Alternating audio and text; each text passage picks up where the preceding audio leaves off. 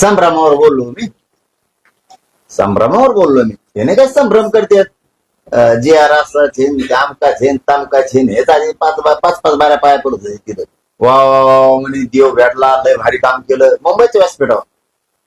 आणि हे लय भारी झालं ते का संभ्रम म्हणून म्हणलं मी. एक नवीन गेलाच मराठात गेला, मराठवाड्यातला गेला आणि पश्चिम महाराष्ट्राला गेला. थोडे दिवस दमदार पाटील एक मराठा समाज मराठवाड्यात की आता गॅजेट लागू केलं. अंमलबजावणी गॅजेट काय मराठवाड्यात लागू कोणी केलं? सरकारने. बरं ते काय मी काय माघारी जे आर ही घेऊन आलो का ड्राफ्ट लिखी जे आर काढला. आता त्याची प्रक्रिया सुरू होईल. दाना दाना दाना अंमलबजावणी झाली. उदाहरण सांगू तुम्हाला, तुम्हाला कळण्यापेक्षा माया मराठीला काय असतं. जमीन आहे पण नावावर नाही. गॅजेट हे पण नावावर नाही. एक आडी ओळ सुद्धा नव्हती रेकॉर्डला गॅजेटियरची. आडी ओळ सुद्धा.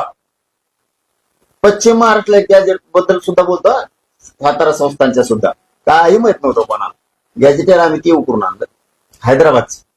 आडी ओळ नव्हती. आज मराठवाड्यात असं झालंय. आता रजिस्ट्री झाली फेर होणारच.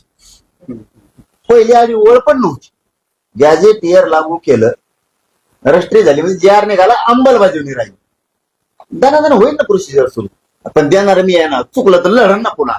ते संभ्रम फक्त ठेवणार. पाटील आंदोलनाच्या संदर्भात बोलताना संजय राऊत असं म्हणाले की आंदोलनाचा मुख्य उद्देश आरक्षण नव्हताच, तर फडणवीस यांना घेरणं हवं होता.